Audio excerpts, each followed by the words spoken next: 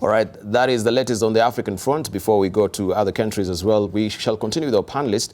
We begin with South Sudan, also with the latest development that the soldiers will face trial for deadly hotel rampage. Is it coming way too late? Captain Wanderi, very briefly. Yeah, I think it is coming very late. It's too little too late. Yes.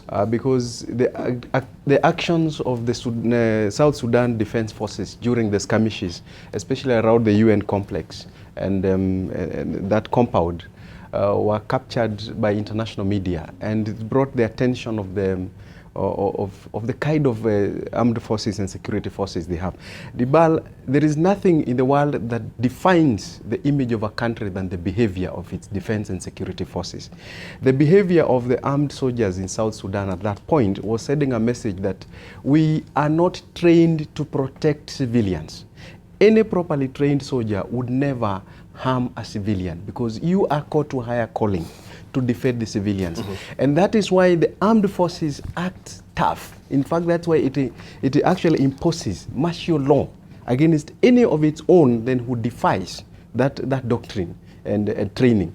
And the government of South Sudan ought to have acted immediately as that happened. But now they've had to be pushed by the international community. It is not good. It doesn't create a good image for armed defense forces in Africa. Right, thank you. All right.